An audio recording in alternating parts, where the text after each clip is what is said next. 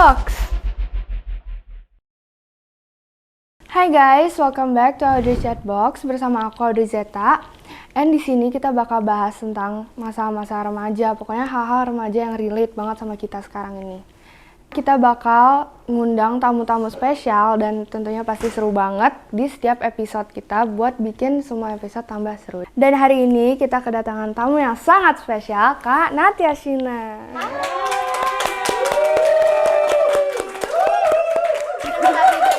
Thank you Audrey udah mau ngajak aku buat ngobrol-ngobrol. Kebetulan kan kita seumuran jadi makanya kita bisa nyambung banget ya. Nyambung banget. Dan hari ini kita mau bahas tentang toxic positivity, di mana kita itu mencurhatkan sesuatu tapi kita nggak boleh terlihat sedih, kecewa, marah, dan kayak semuanya harus tersalurkan secara ceria. Kak Natia apa kabar? Baik, Audrey apa kabar? Aku baik. Kalau Kak Natia nih akhir-akhir ini lagi sibuk apa sih?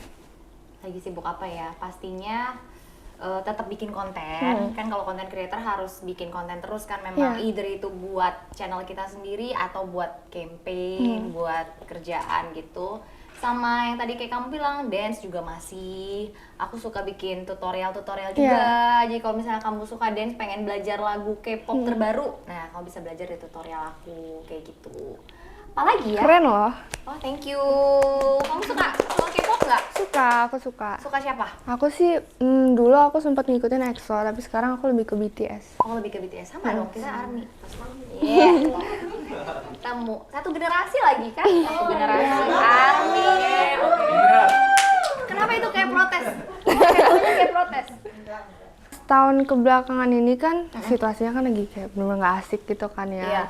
Nah, terus itu kalau misalnya kondisi Kak Natia sendiri nih kayak secara mental, fisik itu lebih kayak menurut Kak Natia lebih membaik atau memburuk?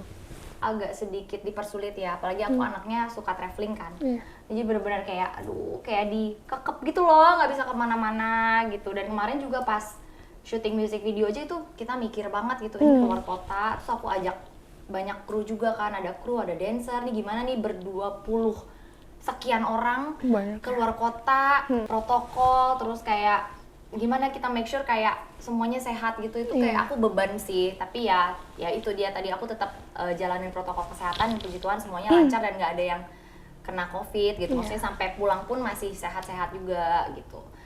Ya gitu deh. Kalau kamu gimana, kan ini kamu masih zaman-zamannya sekolah lagi senang-senangnya kumpul sama teman-teman nggak sih? Kayak pandemi gini sedih nggak sih nggak bisa sekolah? Sedih pasti. Kayak kalau misalnya ya lebih ke masalah sekolah nggak sih ya pastinya. Kan online juga semuanya berubah gitu kan dari cara belajarnya segala macam. Terus kan pastinya juga ada kayak misalnya aku sendiri, aku lebih bisa mengerti kalau misalnya langsung tatap muka gitu kan. Lebih kayak nyambung gitu loh. Ya cuman harus terpaksa beradaptasi. Iya, beradaptasi dengan sistem yang baru ya. Terus kalau misalnya kamu bosen pengen ketemu teman-teman gimana? Aku jujur kadang aku ya udah ketemu aja, tapi ya tetap ngikutin protokol kesehatan. Kan Natia kan lagi benar sibuk-sibuknya kan ya sekarang ini. Iya. Nah, terus abis itu pasti ada dong kayak momen-momen yang dimana Kak Natia itu capek banget, terus kayak pokoknya frustrasi, pengen nangis, pengen marah gitu kan. Nah itu solusinya tuh kayak dicurhatin atau kayak ya udah dilepasin aja. Lampiasin ke pacar solusinya enggak ya? Kasian banget pacarnya. Kenapa? Kalau nggak punya gimana? Kalau nggak punya cari pacar khusus buat dimarah-marah, tapi enggak. Enggak yang namanya orang gitu ya pasti pernah ngalamin ya marah, sedih, emosi dan segala macam. Apalagi kita yang dealing sama dunia sosmed nggak sih? Apalagi aku kan kerjanya content creator. I have to open sosmed every day, even if I don't want to. Ya kayak ada aja nih kerjaan di mana jadinya ngebaca atau kita ngelihat hal-hal yang sebenarnya kita nggak butuh gitu. Let's say kayak komen aja selintas itu kayak sebenarnya aku nggak mau tahu, tapi kayak kok kebaca ya, dan isinya kadang ada yang nggak enak kan, ya walaupun banyak yang enak tapi ada 1 atau 2 komen nggak enak tuh kadang tuh lumayan ngebekas, stand out banget gitu kan. Ya jadi aku kadang di samping capek juga sama kegiatannya, terus juga kadang kita baru pulang malam, terus besok harus sudah misalnya lagi syuting lagi atau bikin campaign lagi pagi dan segala macam, itu kan kayak fisiknya capek. Nah, Iya. terus mentalnya juga capek gara-gara ya itu kita kadang ngelihat hal-hal yang sebenarnya kita nggak butuh gitu. Itu sih kadang aku ngerasa kayak oke, kalau udah kayak gitu nih misalnya kayak aku udah burn out istilahnya ya, kayak udah capek banget kayak mental dan fisik tuh aku biasanya akan diem aja gitu, nggak ngapa-ngapain. Jadi aku take a break. Jadi aku mutusin buat oke, hari ini atau besok gitu aku nggak mau kerja, aku mau lakuin apapun hal yang aku mau. Let's say aku mau ketemu sahabat aku, atau aku mau nonton film kesukaan aku. Pokoknya aku ikutin kira-kira apa ya yang bisa bikin aku lebih happy. Jadi keesokan harinya tuh aku lebih semangat, aku lebih siap gitu buat ngejalanin hari gitu. Kalau kamu biasanya lagi bete ngapain? Kalau aku lagi bete, aku pasti itulah ya pelariannya cuma TikTok, Instagram. Oh, TikTok kayak- bisa bikin happy? bisa sih. Kadang ya scroll doang. Oh, lihat-lihat TikTok orang nggak? Apa TikTokan? Kadang TikTokan juga. Kadang TikTokan juga. Terus- Tapi kalau TikTokan iya kan kita olahraga. Kalau misalnya dance Iya. ya, itu endorfinsnya keluar kan. Jadi bisa lebih happy Iya. gitu. Kalau temen curhatnya Kak Natia ini, sekarang nih siapa nih kira-kira? Kecuali Kak Randy. Emang aku curhat sama Randy. Randy tuh cuma pelampiasan amarah Ah, aja, oke. tapi kalau curhat enggak deh. Iya ya, Randy tuh pacar aku kan, tapi karena dia orang terdekat sama aku yang setiap hari bareng aku, mau nggak mau kan aku juga pasti curhat sama dia gitu kan. Tapi selain Randy, karena dia kadang cowok ya, kadang cowok itu kurang peka dan kurang mengerti gitu maksud kita apa. Jadi kayak harus ngejelasin panjang gitu, kadang aku tuh males kan effort gitu. Jadi aku pasti cerita sama, kalau nggak asisten aku, si Amel, aku biasanya sama sahabat aku yang dari kuliah. Jadi udah, ya ketahuan kan udah kuliah gitu. Padahal tadi bilang umur, nggak konsisten. Oh, mungkin dikat ya bagian ini ya. Jadi temen aku yang dari kuliah, dia udah berapa tahun ya? 11 tahun temenan.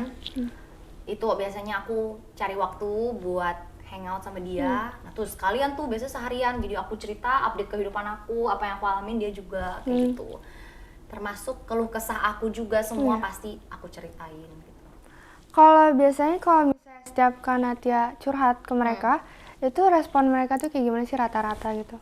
Rata-rata ya.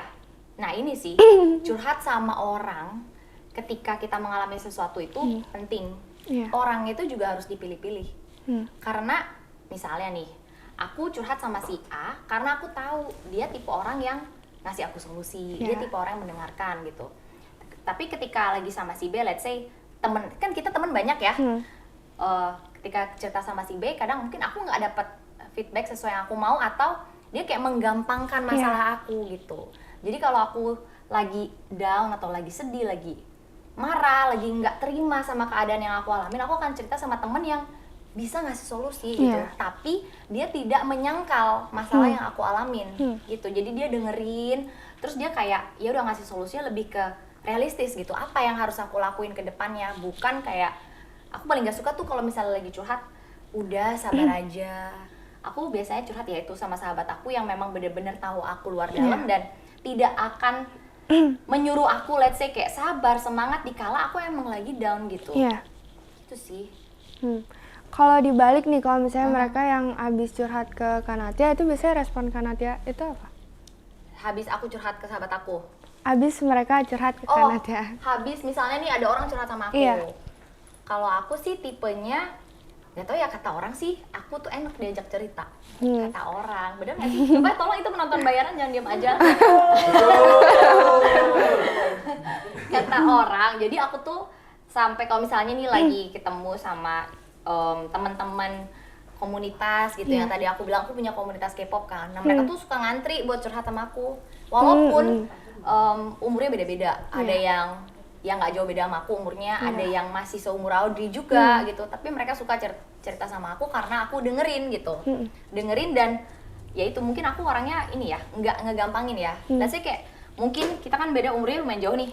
Terus Audrey cerita tentang masalah sekolah gitu ke aku. Terus aku kayak ya udah sih, itu mah ABG, masalah ABG doang, kayak gitu. Jawaban kayak gitu kan ngeselin ya. Jadi walaupun kamu masih kecil dan aku udah pernah ngelewatin atau ngalamin, bukan berarti aku bisa ngeremehin kan gitu. Jadi aku tuh berusaha kayak jadi pendengar yang baik, terus kayak menempatkan posisi aku di posisi dia. Oke nih, yang cerita tuh anak umur segini, lingkungan keluarganya kayak gini, teman-temannya kayak gini. Nah, aku ngebayangin tuh, oh what would be the best possible option atau solution untuk circumstances yang kayak gitu. Gitu. Kan Kak Natia ini kan punya followers yang udah lumayan banyak nih kan sekarang, bisa dibilang, ya kan? Dan pastinya Kak Natia juga punya suatu ciri khas yang kuat kan, kayak misalnya rambut atau style gitu kan. Pernah nggak sih dapet komen kayak toxic positivity comment atau mungkin bisa dibilang backhanded compliments gitu?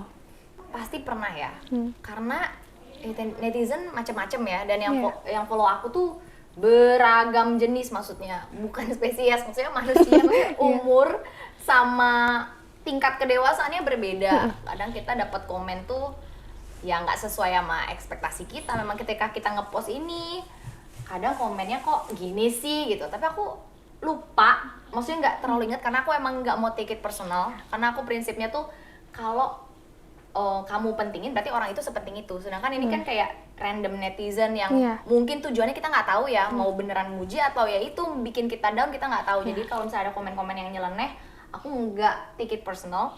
Tapi aku inget ada misalnya nih kayak ada yang misalnya aku komplain tentang sesuatu di story, terus kayak ada yang komplain kayak marah-marah mulu sih, sabar kek gitu. Misalnya padahal dia nggak ngerti kenapa aku bisa semarah itu, dan kadang udah ditulis juga di story kenapa aku kecewa, kenapa aku marah, tapi ya responnya kayak nggak ngerti, diam aja deh, pengennya kayak gitu ngebales, tapi aku tahan karena kayak ya udah nggak mau dipentingin gitu. Atau kayak misalnya fisik, sering juga loh kayak misalnya aku post video makeup atau foto habis makeup atau segala macam, terus ada aja yang kayak komen, coba hidungnya kecilan dikit pasti bagus deh, kayak maksudnya ngomong kayak gitu loh. Kan kayak ya udah, kenapa harus dikomen sih kalau emang nggak suka gitu ya kan. Kita juga berusaha nerima diri kita sendiri terlepas dari apapun kelebihan dan kekurangan yang kita punya. Tapi komen-komen kayak gitu kan bikin kayak iya ya, emang iya ya gede banget ya kalau selfie kayak gini, kayak gitu loh, komen-komen kayak gitu. Tapi sekarang puji Tuhan sih udah bisa kehandle. Kalau dulu mungkin ya awal-awal, terus juga ketika mood kita lagi nggak stabil, lagi PMS, ya nggak sih? Pokoknya kayak lebih lihat dari sisi positifnya aja. Kalau kamu gimana? Kalau aku pernah nggak? Pernah sih, maksudnya walaupun ya kayaknya semua orang pernah nggak sih, maksudnya mau di dunia nyata, mau di sosial media. Aku kalau misalnya dari cara nanggepin sih, mungkin kalau misalnya awal pasti aku diemin. Tapi kalau misalnya orang itu kayak udah berlebihan, kayak misalnya di dunia nyata ya yang emang berhubungan sama aku, ujung-ujungnya pasti diladenin. Tapi ya mencoba kalau maksudnya temen, ternyata dia temen atau kenal gitu? Iya, kalau kayak gitu tetap sih aku coba tahan dulu. Tapi kalau misalnya dianya udah terusan kayak kelewat batas, baru aku ladenin. Kamu labrak? Nggak gitu sih. Dibales maksudnya apa nih gitu ya? Wah, iya sih. Kalau menurut Kak Natia, komen yang dimasukin kategori toxic positivity itu apa, kayak gimana sih? Kalau menurut aku ya, toxic positivity itu adalah ketika kita itu dipaksa untuk tetap positif terlepas dari apapun yang kita alami. Kayak kita lagi sedih, lagi down, lagi punya masalah, itu dianggap kayak ya udah, lupain aja. You have to stay positive. Padahal kadang untuk kita biar bisa tetap stay positif, kita harus keluarin dulu nih unek-unek dan hal-hal negatif yang ada di dalam diri kita. Baru positif itu bisa datang lagi gitu, atau bisa mendominasi gitu. Kalau menurut aku feedback curhat yang udah termasuk toxic positivity adalah ketika mereka nggak mau tahu, ketika pendengar aku nih nggak mau tahu masalah aku apa, tapi dia tetap nyuruh aku kuat, nyuruh aku ya udah hadapin aja dengan senyuman, you can do it. Padahal bukan itu masalahnya gitu.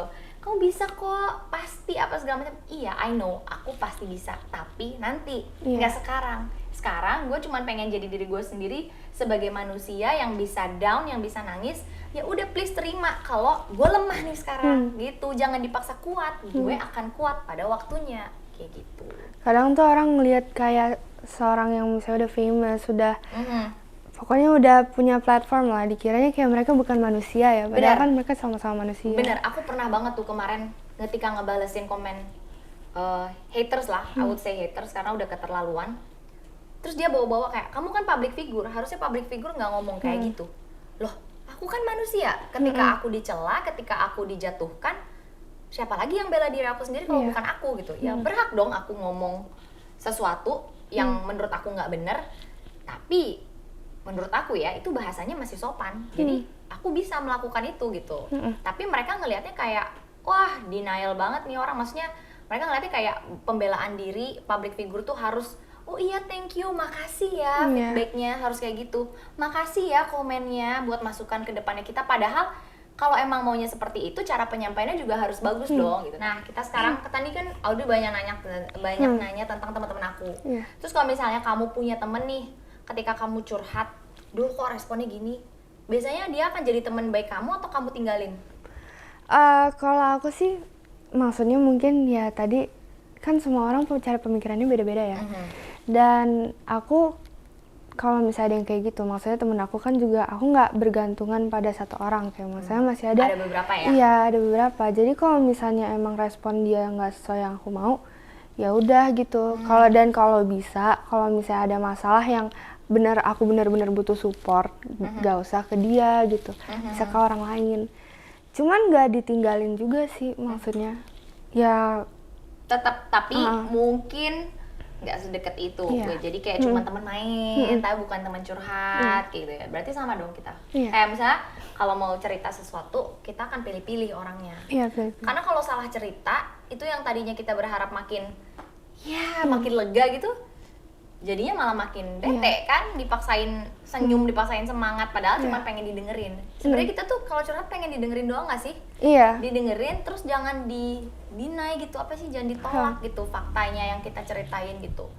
Ya sih, aku tuh masih suka kesel aja sama orang-orang, nggak temen doang ya, keluarga sendiri, alah gitu doang, kayak ngelihat apa yang kita alamin tuh kayak lebay gitu, padahal lingkungannya juga beda kan zaman sekarang sama apa yang orang tua kita atau saudara kita alamin gitu. Susah loh tapi nyari temen curhat yang kayak benar-benar bisa ya mature gitu. Benar. Makanya kalau banyak yang curhat juga, followers aku suka curhat, karena kok aku belum nemuin temen yang bisa ngertiin aku banget ya. Kok tenang, aku juga baru nemuin kan pas kuliah. Dari SMP, SMA tuh prosesnya panjang kan, jadi kita emang nggak bisa maksa orang untuk sefrekuensi sama kita. Tapi ketika kita nemu yang klop, ya itu akan langgeng, jadi bersabarlah. Tapi kamu udah nemu belum temen yang kayak gitu dari sekarang? Aku udah. Tapi justru baru banget. Baru banget. Jadi cocok aja gitu semuanya. Teman main juga, teman curhat juga, teman sekolah nggak? Teman sekolah. Wow. Oh ya Kak, aku mau nanya nih tentang soal permasalahan dulu. Ini aku bukan bermaksud ingin gimana ya, tapi aku pengen. Tapi kepo aja. Kepo aja. Pokoknya kesini. Masalah yang dulu yang sama fans fanatik itu tentang K-pop idol. Iya. Itu pasti Kak Natia ada curhat-curhat kan, kalau gara-gara kesel segala macem. Dan itu tuh biasanya tanggapan mereka kayak gimana tentang masalah itu? Nah, ini nih. Kamu kan tadi bilang mulai suka K-pop. Kamu harus siap sama yang namanya fans fanatik. Aku bilangnya sih K-popers barbar. K-popers barbar udah jelas bukan K-popers pintar atau K-popers pada umumnya, karena mereka bener-bener fanatik yang ngebela idol mereka segitunya sampai rela menjatuhkan orang lain. Kamu hati-hati kalau misal nanti kamu komen di artikel online atau ini nggak sih kayak situs-situs fandom dan segala macam, maksudnya kamu tuh padahal ngasih feedback atas performance mereka, atau kamu komenin rambut apa, tapi bagi mereka yang nggak sesuai itu bisa aja diserang. Makanya hati-hati, dan ketika kamu ngalamin itu, saran aku dari pengalaman aku, apaan sih ini nggak penting banget, pokoknya kamu harus punya mindset itu ya. Tapi kebetulan pada waktu itu aku karena kejadiannya lumayan gede, banyak banget itu, kayak komen aku tuh sampai kayak puluhan ribu yang nyerang.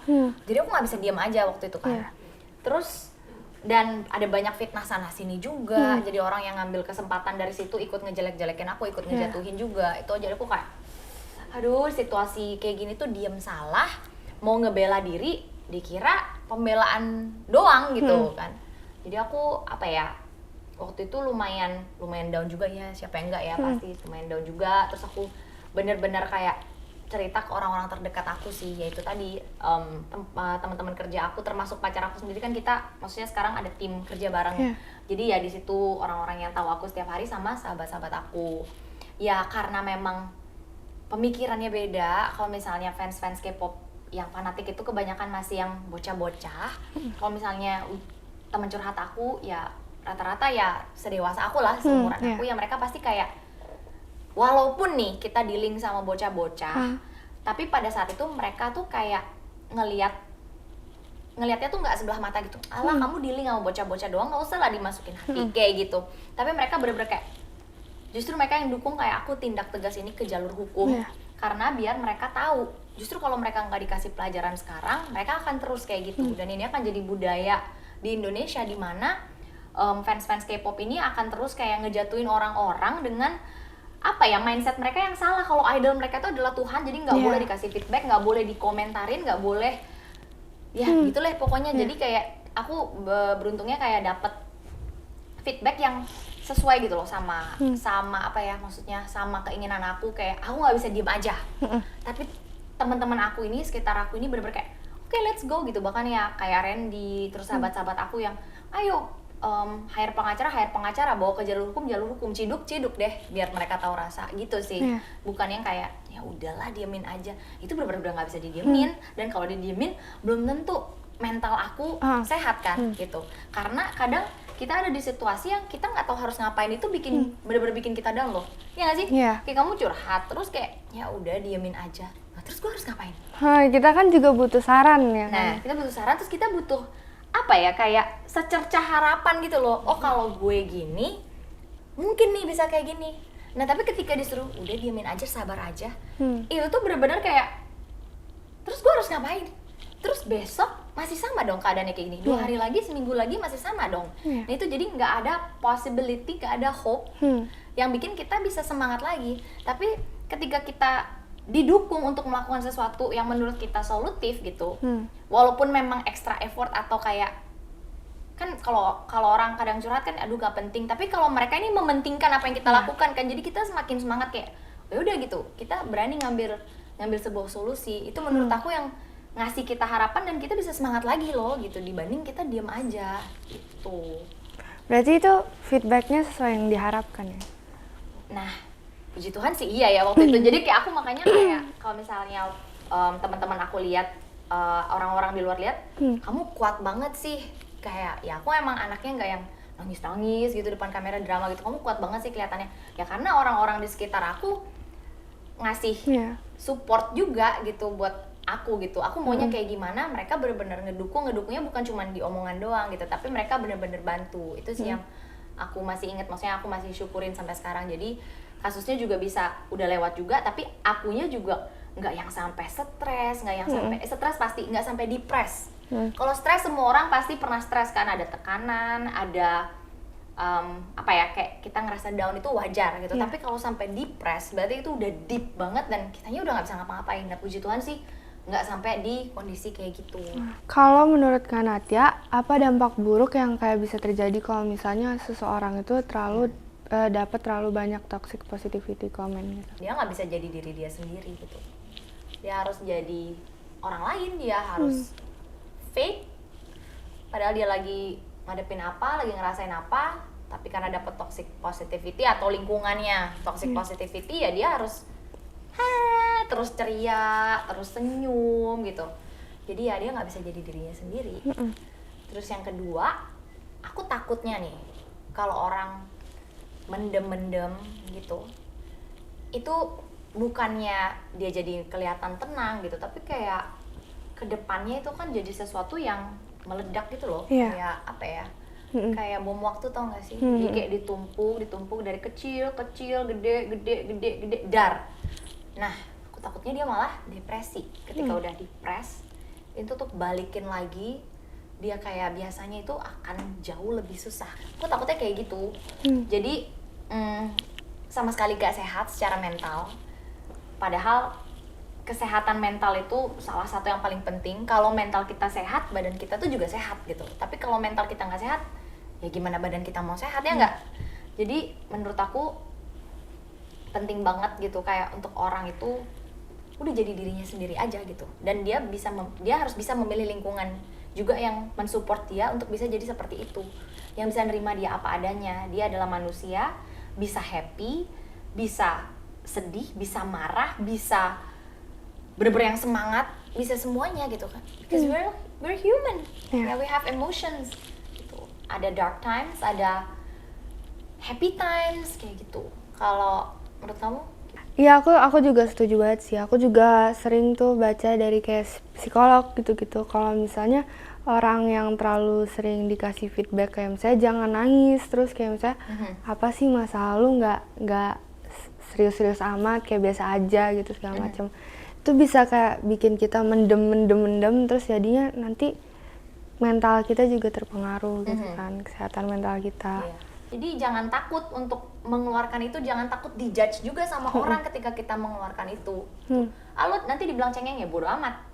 Iya. Ya kalau misalnya lo peduli sama gue, lo nggak akan ngelihat gue cuma dari cengeng lo, enggak. Tapi pasti lo care dan tahu kenapa ya dia bisa sampai nangis gitu. Jadi kita mungkin mulai juga bodo amat sama orang di luar sana.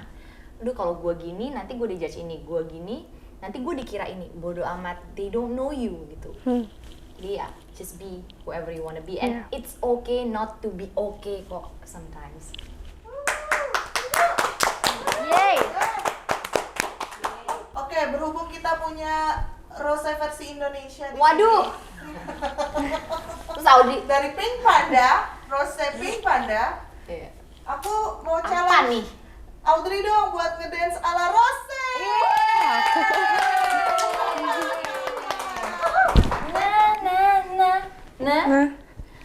Nah, mundur. Now you're dead and gone. Oke. Yuk.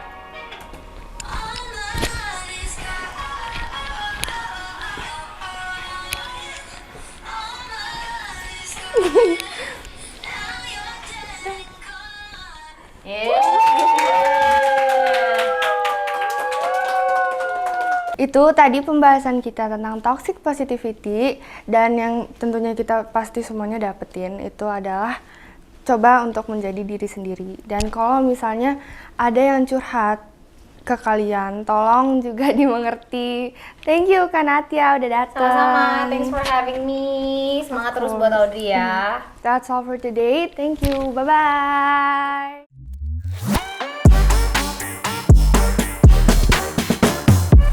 Audrey's Chat Box.